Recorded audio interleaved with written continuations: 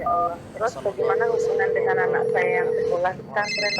Ini mau nanya. Kita sudah bersuci atau berwudu.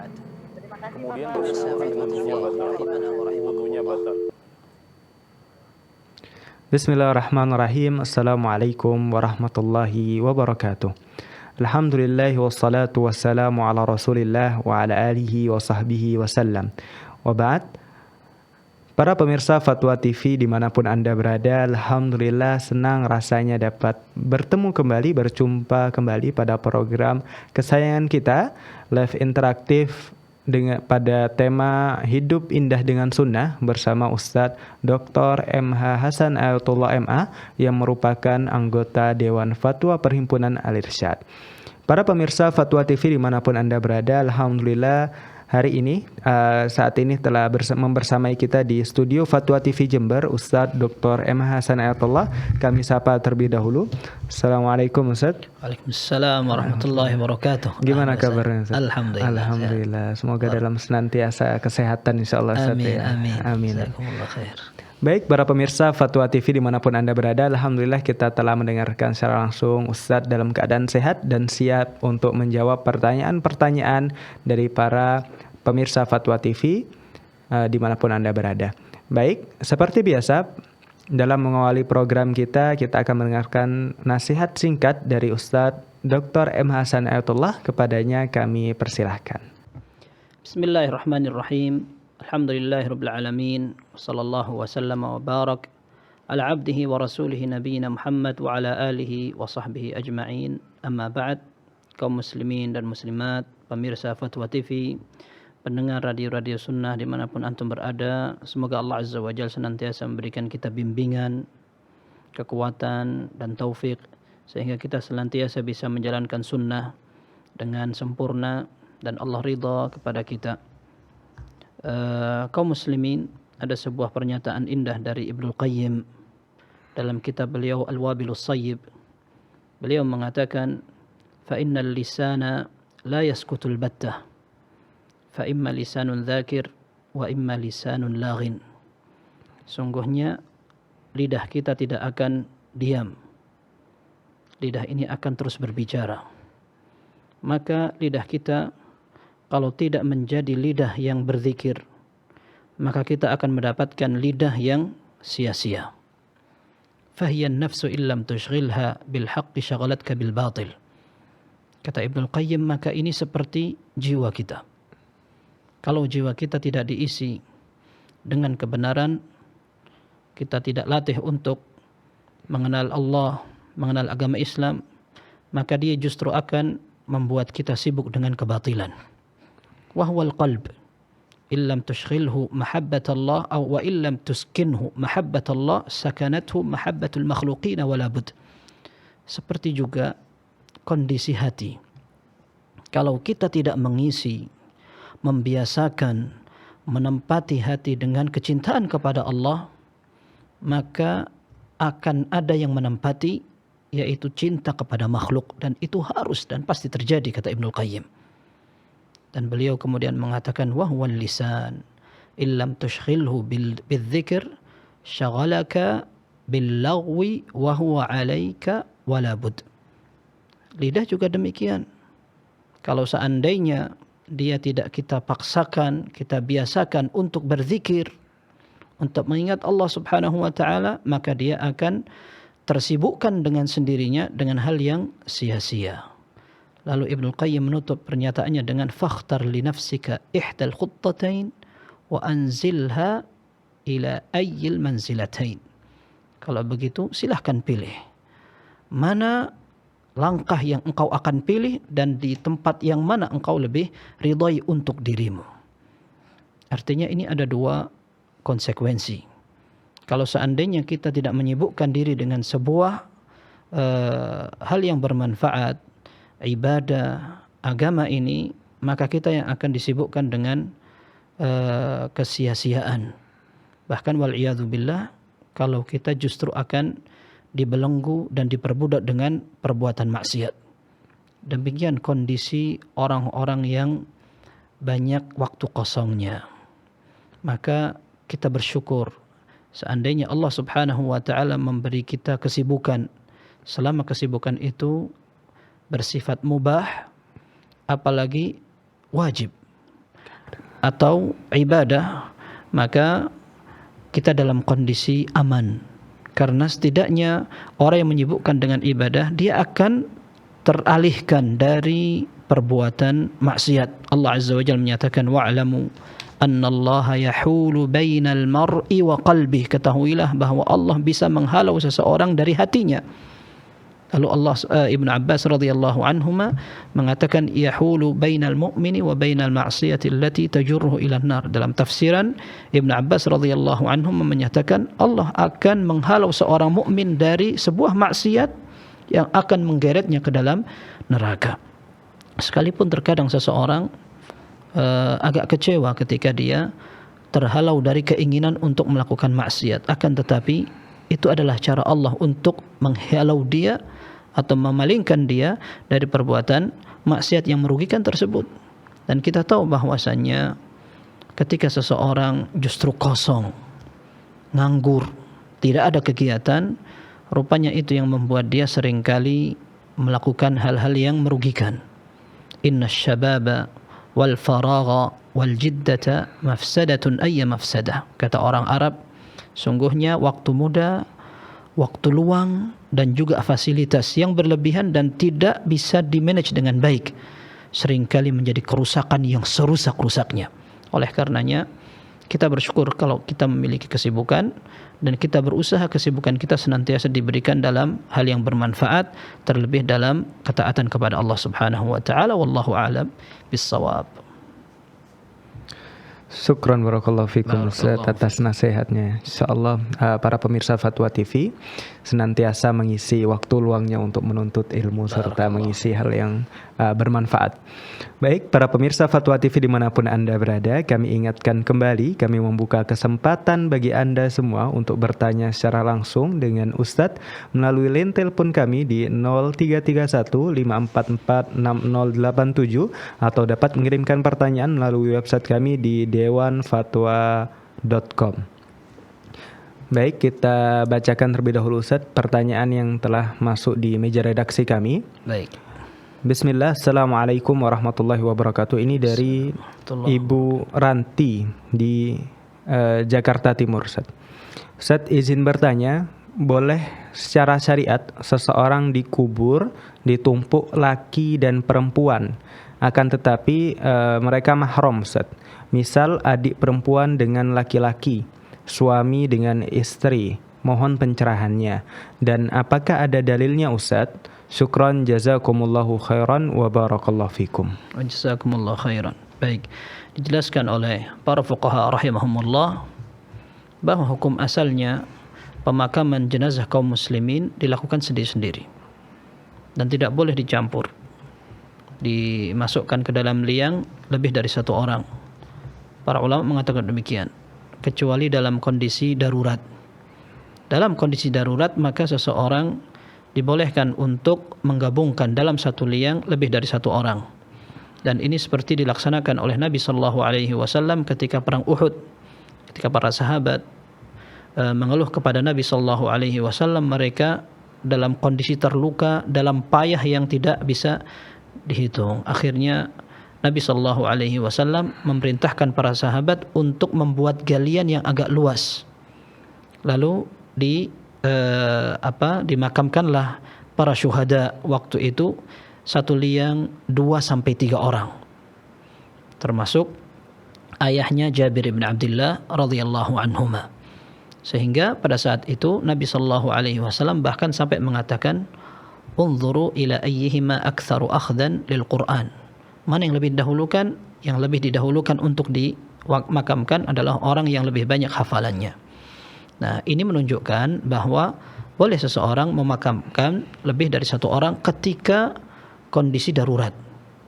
Adapun tidak darurat maka tidak dibolehkan. Kemudian jika seandainya tidak mahram bagaimana? Sebenarnya hukum asalnya tidak dibolehkan.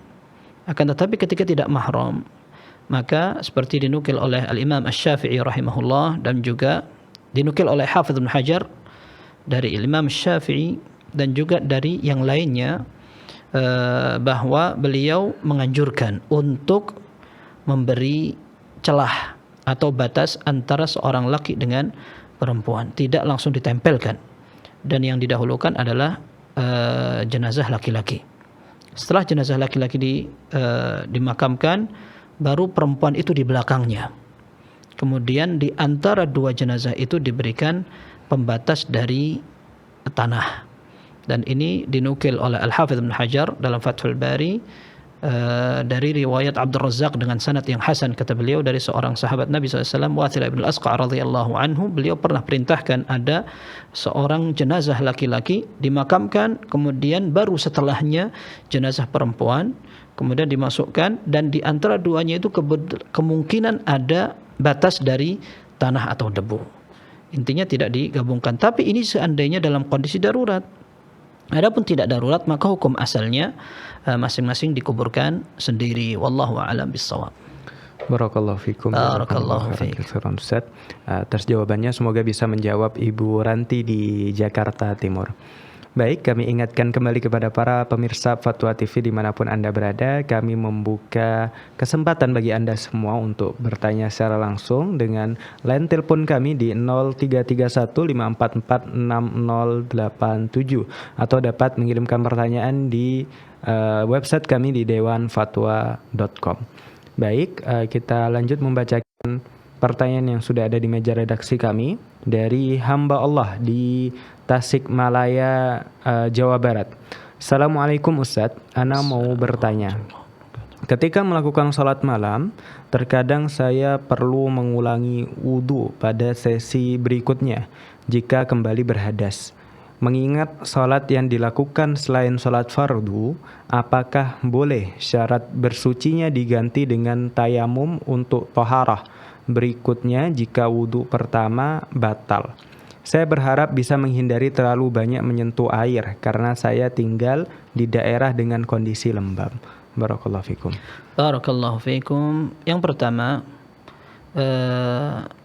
jika seandainya seseorang akan mengulangi wudunya karena memang ada hadas, maka dia perlu memastikan apakah hadas itu sudah terjadi atau tidak.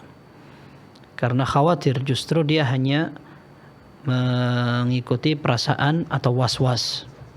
Maka Nabi SAW pernah sampaikan, "Idza wajada ahadukum fi batnihi syai'an fa ashkala 'alaihi akhraja minhu syai'un am la fala yakhrujanna minal masjid hatta yasma'a sautan aw yajida rihan."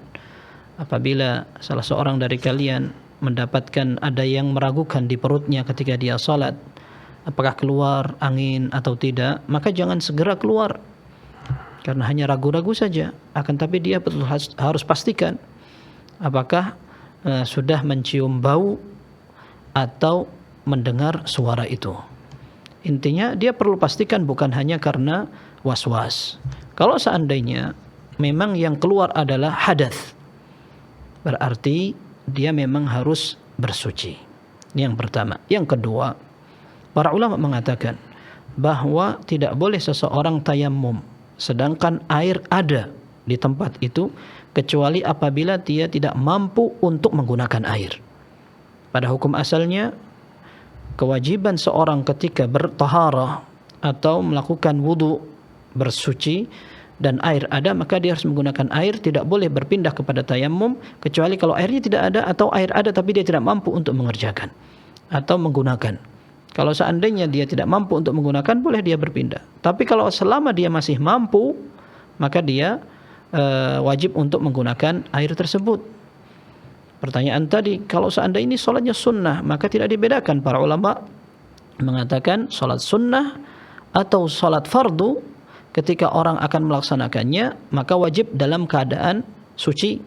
Kalau seandainya dia tidak memiliki kondisi suci, maka dia harus berwudu. Kalau seandainya tadi dia mengatakan dia tidak sanggup untuk menggunakan air terlalu sering karena di tempat yang lembab, pertama, hukum asalnya sholat itu sunnah, maka Anda boleh untuk tidak mengerjakannya. Kalaupun seandainya Anda perlu dan ingin sekali untuk mengerjakannya, maka laksanakan wudu. Kecuali kalau seandainya dalam kondisi seperti itu, lembab yang sangat, lalu antum tidak mampu untuk menggunakan air karena akan sakit, atau karena penyakit akan terlambat dalam melewati proses penyembuhan, maka baru dibolehkan untuk tidak menggunakan air dan berpindah ke tayamum. Adapun hanya karena khawatir atau karena memang lembab sehingga air tidak baik untuk digunakan terus-menerus, maka wallahu alam, selama memang masih belum sampai pada taraf darurat, maka seseorang tetap wajib menggunakan air wudu sebelum dia mendapatkan uzur yang boleh untuk meninggalkan wudu tersebut. Kalau seandainya khawatir pun tidak masalah, seandainya dia membatasi salat sunnahnya seperti itu. Wallahu a'lam bissawab. Jazakumullah khairan katsira atas jawabannya. Semoga bisa menjawab hamba Allah di Kabupaten Tasikmalaya. Baik, selanjutnya kita akan bacakan pertanyaan dari Ummu Anas di Pamekasan, Madura. Pertanyaannya adalah, kalau sekiranya wanita tersebut nanti mengalami keguguran di usia kehamilannya yang lebih dari 80 hari masa mudghah, seperti misalnya sudah mencapai 4 bulan atau lebih, terus keluar darah, maka darah yang keluar itu dinamakan darah apa? Berhubung kondisi kehamilan wanita itu bayinya tidak berkembang. Baik, ini disebutkan oleh para ulama yang seingat ana pernah dijelaskan oleh Syekh Muhammad Shalih Al-Utsaimin rahimahullah. Jika seandainya seorang wanita yang mengandung kemudian dia mengeluarkan janin tapi dalam kondisi gugur, tidak dalam kondisi hidup, gugur, kemudian janin itu mengeluarkan darah sebagaimana orang lahiran biasanya, maka beliau mengatakan tidak dihukumi darah itu sebagai darah nifas kecuali apabila janin itu sudah membentuk sebuah ciptaan, terlihat tangan, kaki, kemudian kepala dan sebagainya. Adapun belum, maka tidak dikatakan janin sempurna, sehingga darah yang keluar tidak dikatakan nifas, akan tetapi seperti istihadah, seperti darah penyakit. Maka hukumnya akan menyesuaikan. Dan kebiasaan dan kebanyakan pula darah yang janin yang sampai membentuk dengan penciptaan, kelihatan tangan dan kakinya, apabila memang sudah melewati pada hari ke-80 sampai ke-90. Ya, otomatis sekitar 3 bulan. Kalau sudah 4 bulan secara normal, maka janin sudah akan terbentuk. Otomatis wallahu alam, kalau sudah terbentuk, maka bisa dikatakan darah yang keluar adalah darah nifas. Adapun tidak terbentuk, maka darah yang dikeluarkan adalah darah istihadah. Sekalipun darah itu keluar, maka dia tetap salat, akan tetapi dia membersihkan tempat keluarnya, kemudian dia tetap melaksanakan ibadah yang tidak dihalangi oleh darah istihadah. Berbeda dengan orang yang memang nifas karena janinnya sudah sempurna bentuk penciptaannya, maka dia melakukan apa yang seperti dilakukan oleh orang-orang nifas. Dia menunggu agar suci terlebih dahulu sampai bersih 40 hari seperti yang disebutkan oleh para ulama kebanyakan. Lalu setelah itu dia mandi, kemudian melaksanakan ibadah. Wallahu a'lam bissawab. Jazakumullah khairan katsira atas jawabannya. Semoga bisa menjawab Ummu Anas di Pamekasan, Madura. Baik para pemirsa Fatwa TV dimanapun Anda berada, kami ingatkan kembali, kami membuka kesempatan bagi Anda semua untuk bertanya secara langsung dengan Ustadz melalui telepon. Kami buka di line telepon di 0331 544 6087 atau dapat mengirim pertanyaan melalui website kami di dewanfatwa.com. Baik para pemirsa Fatwa TV dimanapun Anda berada, kita lanjutkan membacakan pertanyaan yang masuk di meja redaksi kami. Selanjutnya pertanyaan dari Bapak Dedi di Kota Bekasi. Assalamualaikum Ustadz, adakah kafarah dari jima ketika istri masih dalam kondisi haid? Karena ada yang bilang tidak ada kafarah. Dan apabila ada, apa kafarahnya? Dan bagaimana cara penyalurannya? Apakah bisa dengan sumbangan atau wakaf pembangunan masjid? Jazakallahu khairan Ustaz. Baik, jazakumullahu khairan. Yang pertama, ada sebuah riwayat dari Ibnu Abbas radhiyallahu anhuma bahwa Nabi sallallahu alaihi wasallam ditanya, "'Anil ladzi ya'ti imra'atahu wa hiya haid." Tentang seorang laki-laki yang menggauli istrinya dalam kondisi haid. Faqala yatasaddaqu bidinar aw nisfi dinar. Maka beliau menjawab, dia harus membayar denda untuk mengeluarkan sedekah 1 dinar atau setengah dinar. Dan dinar ini merupakan bilangan uang emas di zaman itu. 1 dinar sekitar 4/4 gram. Nah, jadi pilihannya ada 2, antara 1 dinar atau setengah dinar. 1 dinarnya setara dengan 4/4 gram.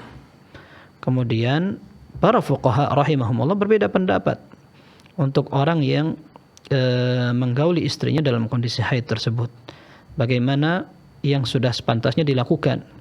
Mayoritas ulama mengatakan dia tidak wajib untuk membayar kafarah atau denda tersebut.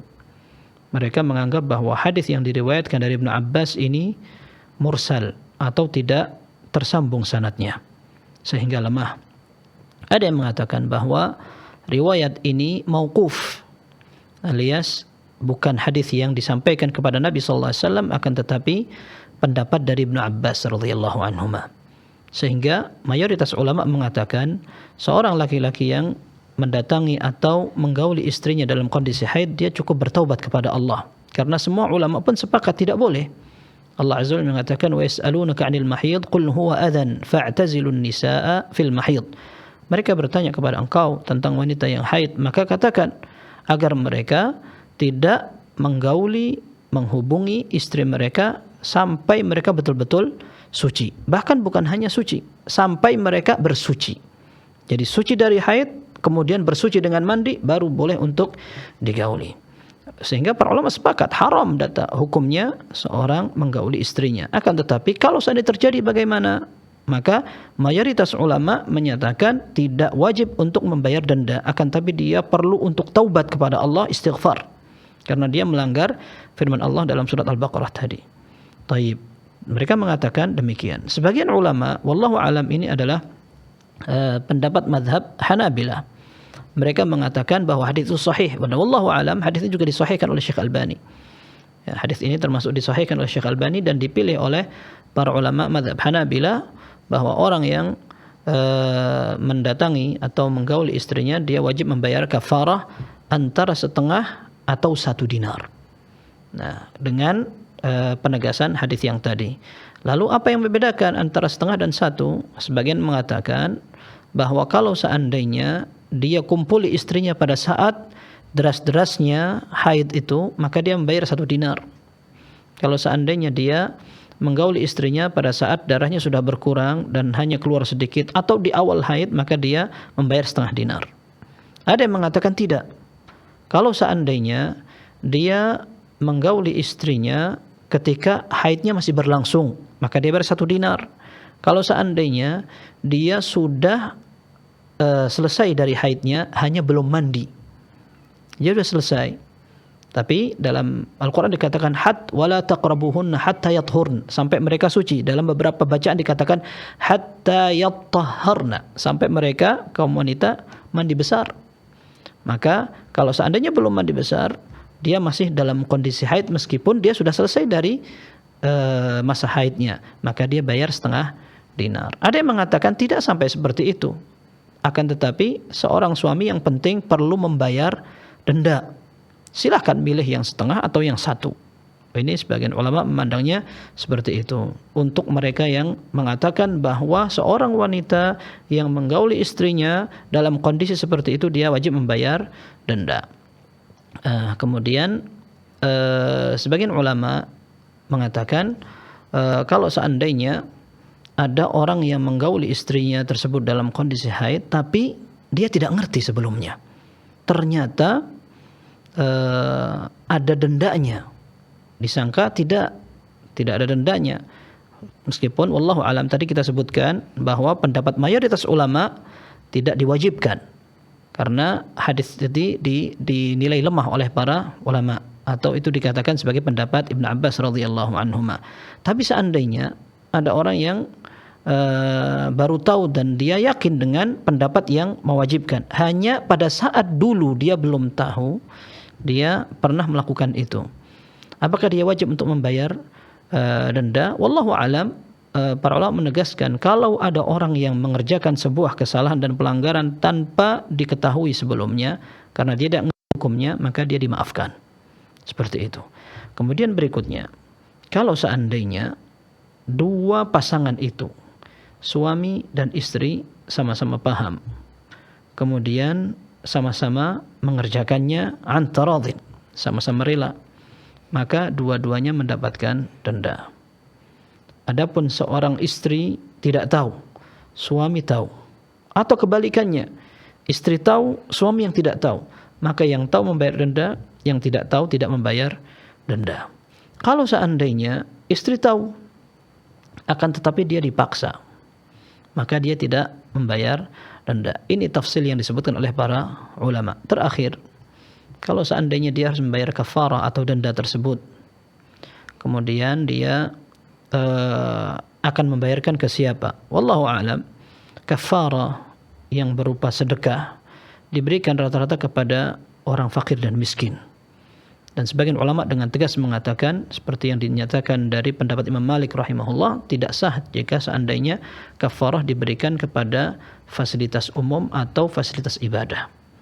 Seperti perintah untuk sedekah kepada orang-orang fakir dan miskin misalkan, maka tidak pantas diberikan untuk pembangunan masjid, atau untuk membeli mushaf, atau untuk kepentingan yang lain. Akan tetapi hanya diberikan kepada masraf atau tempat yang sudah ditentukan dalam syariat, sehingga diberikan kepada fakir miskin, itu yang lebih aman. Wallahu a'lam bis-shawab. Jazakumullah khairan. Jazakumullah khairan. Kafarah ini denda, Ustaz ya? Iya, denda. Baik, Ustaz. Jazakumullah khairan kasih Ustaz. Semoga bisa menjawab Bapak Dedi di Bekasi. Baik, para pemirsa Fatwa TV dimanapun Anda berada, kami ingatkan sekali lagi, kami membuka kesempatan bagi Anda semua untuk bertanya secara langsung dengan Ustaz melalui line telepon yang telah kami buka di 0331 544 6087, atau dapat mengirimkan pertanyaan melalui website kami di dewanfatwa.com. Baik, selanjutnya kita bacakan pertanyaan yang sudah masuk di meja redaksi kami dari Bapak Abdul Haris di Jambi. Assalamualaikum warahmatullahi wabarakatuh. Assalamualaikum warahmatullahi wabarakatuh. Ustadz, Ana ingin bertanya. Ana tinggal di lingkungan Chinese, sengaja untuk menghindari undangan yasinan, maulidan kampung, tetapi di sini musik Cinanya tidak pernah berhenti. Bagaimana ya menanggapinya ya Ustadz? Jazakallahu khairan. Wa jazakumullah khairan. Yang pertama, sudah sepantasnya seorang ketika akan memilih tempat tinggal juga perlu memilih situasi lingkungan sekitar. Orang Arab mengatakan al-jaru qabla ad-dar. Ya, tetangga menentukan atau ditentukan sebelum dia memilih rumah. Karena bagaimanapun juga lingkungan akan mendukung ibadah seseorang. Sebagaimana dia ingin menjadi orang yang istiqamah, dia ingin menutup aurat, dia ingin menerapkan agama dengan semaksimal mungkin. Jika tinggal di lingkungan orang yang berbuat maksiat, maka dia akan kesulitan untuk mendapatkan cita-citanya. Sebagaimana dalam Sahih Bukhari, ketika ada orang yang ingin bertaubat, maka Nabi SAW menceritakan ada orang alim di zaman Bani Israel atau kaum sebelum umat Muhammad SAW pernah membunuh 100 orang, kemudian ingin bertaubat, maka arahan dari sang alim adalah untuk memilih tempat yang baik. Idhab ila ardi kada wa kada fa inna biha unasan ya'buduna Allah fa'budillaha ma'ahum wa la tarji' ila ardika fa inna ardaka ardu su'. Pergilah ke tempat ini dan itu. di sana banyak orang yang beribadah kepada Allah. Kamu beribadah kepada Allah bersama mereka. Dan jangan kembali kepada kampungmu karena kampungmu adalah kampung yang jelek. Sehingga pengaruh lingkungan sangat mendukung untuk istiqomah seseorang atau tidak. Bahkan bukan hanya untuk seseorang, nanti terhadap keluarga pun demikian. Dan ini sudah semestinya dijadikan sebagai pertimbangan ketika orang akan memilih tempat tinggal. Yang kedua, tidak membedakan antara etnis, suku, dan siapapun orangnya. Kita memiliki hal yang disepakati bersama, bahwa tidak boleh seseorang mengganggu orang lain. Apakah agamanya sama atau berbeda, sukunya sama atau berbeda. Bahkan bisa jadi aktivitas yang kita lakukan sama dan kita sepakati itu ibadah. Contohnya membaca Al-Quran.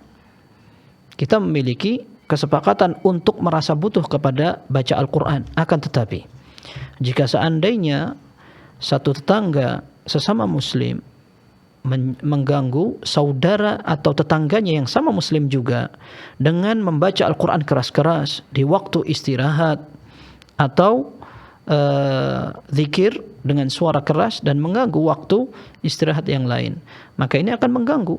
Kita sebagai orang muslim, kita tidak akan mengganggu tetangga kita sekalipun dia sesama muslim. Demikian pula ketika kita bertetangga dengan orang non-muslim. Ada kesepakatan dalam etika bertetangga pada saat kita tidak boleh juga untuk melakukan gangguan dengan suara keras. Dan ini sudah menjadi kesepakatan yang tidak tertulis atau bahkan tertulis. Maka tidak mengapa jika seandainya Anda ingin memberikan nasihat, masukan, dan saran atau mengingatkan agar suara musik itu dikurangi. Kalaupun mereka ingin memperdengarkan, maka cukup dengan suara untuk mereka saja. Dan Anda berhak untuk menjelaskan kalau suara itu bisa mengganggu istirahat dan sebagainya. Dan saya kira itu tidak melanggar kebijaksanaan maupun kesepakatan bersama tadi. Wallahu a'lam bissawab. Jazakumullah khairan katsira Ustaz, semoga bisa menjawab Bapak Abdul Haris di Jambi. Baik, telah tersambung dengan kita Ibu Yanti di Sumatera Barat. Kita sapa terlebih dahulu. Assalamualaikum Ibu. Waalaikumsalam warahmatullahi wabarakatuh. Baik Ibu, silahkan pertanyaannya. Assalamualaikum Ustaz. Waalaikumsalam warahmatullahi wabarakatuh. Apakah mandi setelah suci dari haid juga didahului dengan berwudu Ustaz, seperti halnya mandi junub? Jazakumullah khair. Assalamualaikum warahmatullahi wabarakatuh. Waalaikumsalam warahmatullahi wabarakatuh. Wallahu a'lam. Yang jelas dalam hadis yang diriwayatkan oleh Asma bintu Umais kalau tidak salah, kemudian juga ditegaskan oleh Aisyah radhiyallahu anha, yang penting adalah membersihkan bagian yang najis. Membersihkan bagian yang menjadi tempat keluar darah itu. Kemudian para ulama juga mengatakan bahwa bagaimanapun juga mandi yang dilakukan entah menggunakan wudu atau tidak, maka mandi itu sah, karena yang paling membedakan adalah niatnya. Kalau seandainya mandi yang dilakukan tidak pakai niat, maka mandinya tidak sah. Adapun apakah mandi itu menggunakan wudu atau tidak, sepanjang yang ana ingat, yang disyariatkan dengan menggunakan wudu adalah mandi janabah. Apakah mandi juga menggunakan wudu? Seingat ana memang tidak disebutkan. Tapi wallahu alam, apakah dikiaskan atau tidak, wallahu alam bissawab. Jazakumullah khairan katsira Ustaz, semoga bisa menjawab Ibu Yanti di Sumatera Barat. Baik para pemirsa Fatwa TV dimanapun Anda berada, kami ingatkan kembali bahwa kami membuka kesempatan bagi Anda semua untuk bertanya secara langsung kepada Ustadz melalui line telepon kami yang telah kami buka di 0331 544 6087 atau dapat mengirimkan pertanyaan kami melalui website di www.dewanfatwa.com. Baik, kita melanjutkan pertanyaan yang telah masuk di meja redaksi kami dari Bapak Arif Kusmantoro Saputro di Kebumen, Jawa Tengah. Bismillah, Assalamualaikum Afwan Ustadz. Ana ingin bertanya, bagaimana hukumnya bila di dalam sebuah perusahaan yang memperkerjakan karyawan wanita dan laki-laki campur dalam satu ruangan dan mengharuskan wanita memakai celana ketat sehingga membentuk lekuk tubuh. Apakah boleh laki-laki bekerja di situ? Syukran, jazakallahu khairan. Wa jazakumullahu khairan. Ada setidaknya dua muqaddimah yang ingin kita sampaikan. Pertama, kita yakin bahwa yang beri rezeki adalah Allah. Allah mengatakan innallaha huwar razzaqu dzul quwwatil matin. Sungguhnya Allah lah yang memberi rezeki dan Allah yang memiliki kekuatan. Wa fis samaa'i rizqukum wa ma tu'adun. Di langit ada penetapan rezekimu dan apa yang telah dijanjikan kepadamu. Maka seorang mukmin meyakini rezekinya tidak bertambah dan tidak berkurang kecuali yang Allah sudah tentukan. Wa'lam anna an-nafsa lan tamuta hatta tastawfi rizqah. Ketahuilah bahwa setiap jiwa tidak akan mati sampai dia menggenapkan jatah rizkinya. Kalau ada orang meninggal berarti jatah rizkinya sudah habis. Maka ini yang perlu dicamkan dan kita sadari bersama. Kemudian yang kedua, hukum asal seorang bekerja dibolehkan selama tempat bekerja itu tidak ada pelanggaran dan tidak diharamkan dalam syariat. Maka seseorang bahkan dituntut untuk bekerja, apalagi sebagai kepala keluarga untuk mencari nafkah. Hanya saja ketika di tempat pekerjaan ada yang memang melanggar syariat, baru hal yang seperti itu bisa dipertimbangkan untuk mencari tempat yang lain. Kemudian ikhtilat atau bercampur laki dan perempuan, hukum asalnya sudah tidak dibolehkan. Maka ketika ada tempat yang mengandung unsur pelanggaran syariat, tidak mewajibkan langsung orang itu harus keluar. Akan tetapi dilakukan perbaikan terlebih dahulu selama masih bisa, diberikan nasihat. Kemudian kalau harus mempekerjakan wanita, maka dipisah tempatnya. Dipisah dan tetap menggunakan batasan-batasan yang membuat orang dibolehkan dalam syariat. Kemudian dalam masalah menggunakan pakaian sampai seolah dia tidak menggunakan pakaian atau seperti dia telanjang, ini sudah ada hadisnya dalam Sahih Muslim. Nabi SAW menyatakan sinfani min ahlin nari lam arahuma qat. Ada dua penduduk neraka, dua kelompok penghuni neraka, aku tidak pernah melihat mereka sebelumnya, kata Nabi SAW. Qaumun ma'ahum siyatun ka'adnabil baqar yadribuna bihan nas. Satu orang adalah orang yang selalu membawa cemeti atau cambuk seperti ekornya sapi. Mereka jadikan untuk menyiksa orang. Ya, untuk menyiksa orang lain. Yang kedua, wanisa'un kasiyatun 'ariyatun ma'ilatun mumilat ru'usuhunna ka'asnimatil bukhtil ma'ilah. Yang kedua adalah wanita yang mereka menggunakan pakaian akan tetapi telanjang. Ya, mereka berlenggak-lenggok, membuat orang tertarik dan menggoda. Ya, bahkan kepala mereka seperti punuk onta yang berlenggak-lenggok. Dikatakan seperti punuk onta. Punuk onta adalah bagian yang menonjol dari punggung onta-onta tersebut. Semakin tinggi punuk onta, maka dia akan semakin berlenggak-lenggok. Artinya kepala seorang wanita ketika dia semakin berdandan, maka dia akan semakin menunjukkan kelenggak-lenggokan berjalannya. Termasuk ketika dia menggunakan pakaian yang tidak syar'i. Dalam hadis tadi disebutkan kasiyatun 'ariyat. Menggunakan pakaian akan tetapi seperti telanjang. Para ulama mengatakan tafsirannya ada dua. Imma dia menggunakan pakaian yang menutup sebagian dan membuka sebagian. Dan ini banyak dilakukan. Atau dia menggunakan pakaian yang tipis, sehingga anggota badannya seperti tidak ditutupi. Dan kita lihat bahwa kebanyakan orang justru sengaja menggunakan pakaian agar semakin menarik lawan jenisnya. Seandainya dia telanjang mungkin bahkan tidak menarik, akan tetapi dia menggunakan pakaian yang membuat orang semakin tertarik dengan dia.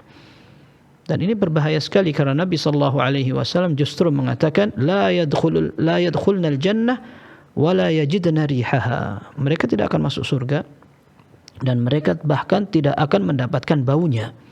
Wa inna rihaha la yujadu min masirati kadza wa kadza. Padahal bau surga akan didapatkan dari jarak sekian dan sekian. Artinya bau surga yang semerbak dan sangat luar biasa itu tidak akan didapatkan oleh orang-orang yang melakukan pelanggaran seperti itu, menggunakan pakaian sembarangan. Nah, dan ini kita sedang diuji oleh Allah Azza wa Jalla. Muaranya adalah karena orang banyak tidak tahu tentang agama kita. Sehingga dengan gampangnya perempuan yang terhormat mudah dengan karena iming-iming sedikit, karena hanya ingin ikut-ikutan, hanya ingin modis, sehingga gampang sekali mereka diperbudak atau direndahkan dengan pakaian yang tidak masuk akal. Kita katakan bukan hanya tidak terhormat, tidak masuk akal bahkan. Bagaimana seorang wanita keluar rumah akan dilihat sama orang lain dengan jelas. Dia menggunakan pakaian yang justru seandainya dia pakai di depan keluarganya dia malu. Sekarang tontonkan untuk orang lain.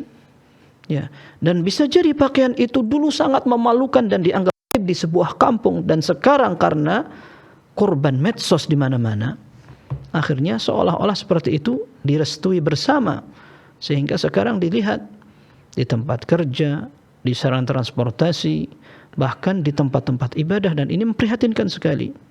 Maka khitab atau ajakan, seruan untuk berfikir ini berlaku pertama untuk kaum wanita itu sendiri, kemudian untuk para wali dan penanggung jawab mereka, entah ayahnya, kakaknya, suaminya, dan juga siapapun yang bertanggung jawab, agar bekerja sama untuk melawan syaitan. Yang seperti ini harus diperangi. Kalau seandainya mereka akan berdandan untuk pasangan yang halal, bebas, tidak masalah. Akan tapi kenapa justru pemandangan pakaian seperti ini ditampilkan untuk menggeret agar sebuah produk justru menarik, sehingga menggunakan aurat wanita sebagai alat iklannya, termasuk di tempat-tempat kerja seperti itu. Tidak maju kalau seandainya sebuah tempat kerja tidak menggabungkan laki dan perempuan, dan tidak maju juga barang itu kalau tidak digarap oleh laki dan perempuan yang bahkan pakainya seperti itu. Kita takut murka Allah Azza wa Jalla cepat atau lambat. Maka kalau seandainya penanya sebagai pegawai tidak mampu untuk mendapatkan tempat yang nyaman dari sisi syariat, dia sudah memberikan nasihat dan ternyata tidak bisa, maka biiznillah, jika seandainya Anda mundur karena Allah, Allah akan ganti yang lebih baik, dan itu akan Anda dapatkan ketenangan, keamanan, keselamatan, dan insya Allah rizki yang halal, berkah, dan insya Allah banyak gantinya. Wallahu a'lam bishawab. Jazakumullah khairan katsiran Ustaz. Semoga bisa menjawab Bapak Arif Kusmantoro di Kebumen, Jawa Tengah. Baik para pemirsa Fatwa TV dimanapun Anda berada, kami ingatkan kembali, kami membuka kesempatan bagi Anda semua untuk bisa bertanya secara langsung kepada Ustadz melalui line telepon kami yang telah kami buka di 03315446 atau dapat mengirimkan pertanyaan melalui website kami di dewanfatwa.com. Baik, kami lanjutkan pertanyaan yang sudah ada di meja redaksi kami. Pertanyaan selanjutnya dari Bapak Budi Ramdhani di Cimahi, Jawa Barat. Assalamualaikum warahmatullahi wabarakatuh. Assalamualaikum warahmatullahi wabarakatuh. Bagaimana derajat hadis tentang keutamaan surat Ad-Dukhan? Syukran, jazakumullahu khairan katsiran Ustaz. Wa jazakumullahu khairan. Hadis ini wallahu alam yang pernah ana baca, ada hadis yang mengatakan man qara'a hamim ad-dukhan fi lailatin yastaghfiru lahu 70,000 malakin hina asbah. Barang siapa yang membaca surat Ad-Dukhan yang diawali dengan hamim, surat Ad-Dukhan, maka pada malam hari, maka akan dimintakan ampun oleh malaikat sebanyak 70,000. 70,000 malak, ya 70,000 malaikat pada keesokan harinya. Hadis ini diriwayatkan oleh At-Tirmidzi, Abu Dawud, wallahu alam, Ibnu Majah dan lain-lainnya. Akan tapi hadis ini lemah. Hadis ini lemah, seperti dilemahkan oleh Ibnu Iraq dalam kitab Tanzihus Syariah, Bahkan Ibnul Jauzi rahimahullah menilai bahwa hadis ini maudhu', dimasukkan dalam kitab beliau Al-Mawdu'at, kumpulan hadis-hadis palsu. Dan Syekh Albani rahimahullah juga menyatakan bahwa hadis ini juga palsu. Wallahu a'lam. Dan sebenarnya keistimewaan dan keutamaan surat-surat secara khusus memang tidak lepas dari kelemahan. Akan tapi ada beberapa hadis yang sahih untuk beberapa surat saja. Seperti anjuran untuk membaca Al-Quran secara umum, membaca satu huruf dari Al-Quran akan mendapatkan 10 kali kebaikan. Jadi tidak berarti ketika satu surat keutamaan khususnya lemah hadisnya kita tidak membaca Al-Quran sama sekali. Akan tetapi kita tidak perlu membaca secara khusus surat Ad-Dukhan pada setiap malam. Akan tetapi kita baca semua Al-Quran setiap malam, setiap pagi, setiap siang, sore, di tempat kerja, di tempat tinggal, dan dimanapun. Kita mudah untuk membaca, kita baca. Tapi tidak hanya membatasi surat-surat tertentu. Kita baca semuanya dan itu yang lebih afdal insyaAllah. Wallahu a'lam bissawab. Jazakumullah khairan katsiran Ustaz atas jawabannya. Semoga bisa menjawab Bapak Budi Ramdhani di Cimahi, Jawa Barat. Baik, selanjutnya kita bacakan pertanyaan dari Ibu Nur Asia di Kerinci, Jambi. Assalamualaikum Ustadz yang dirahmati Allah. Assalamualaikum. Saya mau bertanya, apakah boleh salat Aid pisah masjidnya antara laki-laki dan wanita? Baik. Di zaman Nabi SAW, kaum muslimin dan muslimat salat dalam satu tempat. Dan mereka salat di tanah yang lapang. Sebagaimana dalam hadis Ibnu Umar radhiyallahu anhuma, anna Nabi sallallahu alaihi wasallam kana idza kharaja yawm al-'id amara bil harbati fatudha'u baina yadayhi fayusalli ilaiha wan nas wara'ah.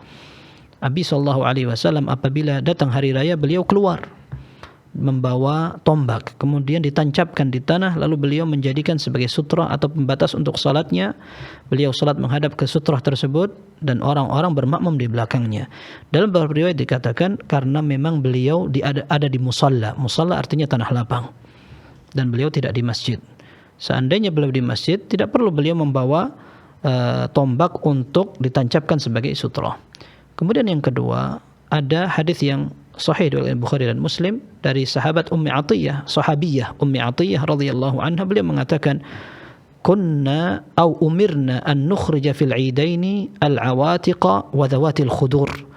Kita diperintahkan oleh Nabi SAW untuk meminta agar semua keluar untuk menyaksikan hari raya di dua hari raya, Idul Adha dan Idul Fitr, al-'awatiqa wa dhawatil khudur, kaum wanita yang sedang haid dan juga yang mereka masih betul-betul dijaga, dipingit, gak pernah keluar rumah pada dua hari raya tersebut.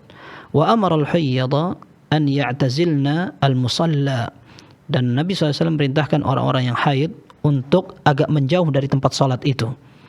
Wal yashhadna al-khaira wa da'watal muslimin, akan tetapi mereka tetap menyaksikan kebaikan dan juga doa kaum muslimin. Artinya dari sejak zaman Nabi SAW tidak dipisah antara laki dan perempuan dalam melaksanakan salat hari raya, dan itu yang disyariatkan. Maka wallahu a'lam, jika seandainya ada orang yang memisahkan, maka apabila tidak ada uzur, tidak ada kondisi yang mengharuskan seperti itu, ini bisa menyelisihi yang disunnahkan, karena justru yang dianjurkan adalah mereka bersama-sama untuk merayakan, memakmurkan. Nah, dan ini dilakukan di tanah lapang dan tidak perlu memisahkan. Adapun mereka ingin membatasi dengan kain atau dengan tutup agar tidak terlihat dan sebagainya, maka tidak mengapa insyaallah, wallahu alam. Akan tapi jika seandainya sampai dipisahkan, ini di tanah lapang, ini di tanah lapang itu, atau karena pengen sholat di masjid misalkan, maka ini di masjid ini, ini di masjid ini, maka ini justru wallahu alam tidak sesuai dengan perintah Nabi SAW. Kecuali kalau hujan, tidak bisa dilakukan di tanah lapang, kemudian mereka ingin lakukan di masjid tapi masjidnya kecil, wallahu alam masih ada uzurnya. Wallahu alam bissawab. Jazakumullah khairan katsiran Ustaz. Semoga bisa menjawab Ibu Nur Asyah di Kerinci, Jambi. Baik para pemirsa Fatwa TV dimanapun Anda berada, kami ingatkan kembali mungkin bagi para penelpon yang tadi sudah menelpon akan tetapi putus atau gagal, bisa menelpon kembali di line telepon kami di 0331 544 6087 atau dapat mengirimkan pertanyaannya melalui website kami di dewanfatwa.com. Baik, selanjutnya kita bacakan pertanyaan dari Ibu Aziza di Jakarta Timur. Baik, Assalamualaikum warahmatullahi wabarakatuh. Assalamualaikum warahmatullahi wabarakatuh. Yang izin bertanya Ustadz, bolehkah mengerjakan salat rawatib ba'diyah di akhir waktu salat? Misalnya mengerjakan salat ba'diyah maghrib menjelang adzan isya, karena harus melakukan aktivitas tertentu terlebih dahulu setelah salat maghrib dan dzikir sesudah salat. Demikian, jazakumullah wa barakallahu fikum. Assalamualaikum warahmatullahi wabarakatuh. Assalamualaikum warahmatullahi wabarakatuh. Jazakumullah khairan. Boleh karena memang tidak dibatasi waktunya. Artinya selama memang belum keluar waktu untuk pindah ke salat berikutnya, tidak mengapa seorang melaksanakan salat sunnah sekalipun di akhir waktu. Bahkan seandainya dia melaksanakan salat maghrib di akhir waktu, terutama untuk kaum wanita pun tidak masalah, karena mereka yang pertama tidak wajib untuk salat berjamaah di masjid. Yang kedua, tidak ada kewajiban juga untuk melaksanakan salat di awal waktu. Nah, maka jika seandainya dia melaksanakan salat sunnah sampai selesai zikirnya, maka tidak mengapa seperti itu. Wallahu a'lam bishawab. Jazakumullah khairan katsiran Ustaz. Semoga bisa menjawab Ibu Aziza di Jakarta Timur. Baik, para pemirsa Fatwa TV dimanapun Anda berada, kami ingatkan kembali bahwa kami membuka kesempatan bagi Anda semua untuk menelpon secara langsung, bertanya secara langsung kepada Ustadz melalui line telepon kami yang telah kami buka di 0331 544 6087 atau dapat mengirimkan pertanyaan melalui website kami di dewanfatwa.com. Baik, kita melanjutkan membaca pertanyaan yang telah ada di meja redaksi kami dari Reski di Takalar, Sulawesi Selatan. Assalamualaikum Ustadz, ingin bertanya, apakah kalau kita sudah ambil wudu lalu kita keluar haid lagi, apakah wudu kita batal Ustadz? Terima kasih. Assalamualaikum. Waalaikumsalam warahmatullahi wabarakatuh. Wallahu alam, tidak ada penjelasan bahwa haid membatalkan wudu atau tidak. Akan tapi yang harus dipahami, ketika yang keluar itu adalah haid betulan, maka wudunya tidak berlaku untuk melakukan salat, karena dia dilarang untuk melakukan salat. Puasa pun tidak dibolehkan, justru diwajibkan dia untuk tidak salat. Maka seandainya dia menggunakan wudu hanya untuk menyegarkan badan saja, insya Allah tidak mengapa. Akan tetapi wudu itu tidak bermanfaat untuk salatnya, karena memang haid itu sudah mengharuskan dia untuk meninggalkan salat tersebut. Adapun membaca Al-Quran pun demikian, sekalipun dia berwudu, maka para ulama yang mengatakan bahwa tidak boleh seorang wanita yang haid menyentuh mushaf, dan itu yang lebih hati-hati, maka sekalipun dia sudah berwudu pun tidak dibolehkan, karena wudu tidak bisa mengangkat haidnya. Maka kalau seandainya dia akan baca Al-Quran kemudian dia tidak hafal, maka dia bisa menggunakan fasilitas lain, yaitu bisa menggunakan HP, laptop, iPad dan lain sebagainya ketika haid sudah tiba, sekalipun dia sudah berwudu. Wallahu a'lam bishawab. Jazakumullah khairan katsiran Ustaz. Jazakumullah khairan.